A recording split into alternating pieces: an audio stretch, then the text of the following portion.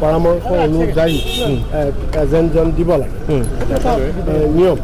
সেই নিয়ম মতে মই জনাইছোঁ কিন্তু তেওঁলোকৰ পৰা একো অহা নাই সময় আছে কিন্তু তেওঁলোকে কৈছে যদিহে ৰকিবুল হুছেইন হয় তেতিয়াহ'লে আপুনি হাৰিব বুলি কৈছে AIDF-ৰ দুগৰাকী বিধায়কে মন্তব্য কৰিছে সেইবিলাক তেওঁলোকৰ কথা আমি সেইবিলাকলৈ যোৱা নাইকিয়া আমাৰ এজেণ্ট কোন হয় কোন নহয় সেইখিনি কথা এতিয়াও ফাইনেল হোৱা নাই গম পাওঁ মুখ্যমন্ত্ৰী যোৱাকালি যিখিনি মন্তব্য দিলে এইখিনি মন্তব্য কিমান গ্ৰহণযোগ্য ধৰক যোৱাকালি দিনটো যেনেকৈ মন্তব্য হৰ্চ ট্ৰেডিং চিনি নাপাওঁ বুলি কৈছে হৰ্চ ট্ৰেডিং তেওঁ চিনি নাপাওঁ বুলি কৈছে অলপ ৰখি থকা তেওঁ কি মন্তব্য দিছে নিদিছে I am not concern with that তেওঁতো বাৰম্বাৰ একেটা কথাকে কৈ আছে তেওঁ আপুনি কৈছে হৰ্চ ট্ৰেডিং চিনি নাপায় তেওঁ এইটো হৰ্চ ট্ৰেডিং আৰম্ভ কৰিছিলে অসমত সেইটো সকলোৱে জানে গতিকে এইবিলাক আৰু কোৱা কথা কোৱাটো বেলেগ আপুনি জয়ী হোৱাটো ছাৰ এক প্ৰকাৰ নিশ্চিত কি ক'লে আপুনি জয়ী হোৱাটো এক প্ৰকাৰ নিশ্চিত আপুনি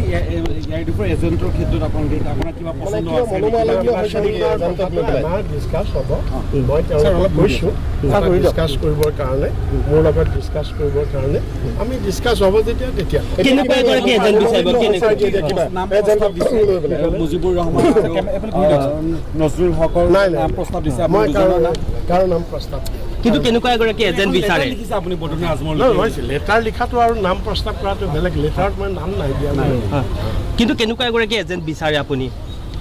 সেইটো এতিয়া তেওঁলোকে আমি এজেণ্ট মানে এটা প্ৰথম কথা হৈছে অকণমান হেৰি হ'ব লাগে এছাৰ্টিভ মানুহ হ'ব লাগে আইন কানুন জনা বা তাত যদি কিবা ইলিগেল হয় ইলিগেলবিলাক প্ৰটেষ্ট কৰিব পৰা তেনেকুৱা অকণমান এছাৰ্টিভ মানুহ হ'ব লাগে সেই কথাটোৱে কোৱা ৰকিবুল হুছেইনৰ নামো চৰ্চাত থকা আপোনাৰ এজেণ্ট হিচাপে থাকিব বুলি এইবিলাক একো এতিয়া ফাইনেল আপোনাৰ পচন্দ নাই ঠিক আছে আপোনাৰ পচন্দৰ পচন্দৰ থাকিলেও সেইটো এতিয়া ইয়াত ক'বলগীয়া কথা নহয় সেইটো সময়ত হ'ব ঠিক আছে ছাৰ থেংক ইউ ছাৰ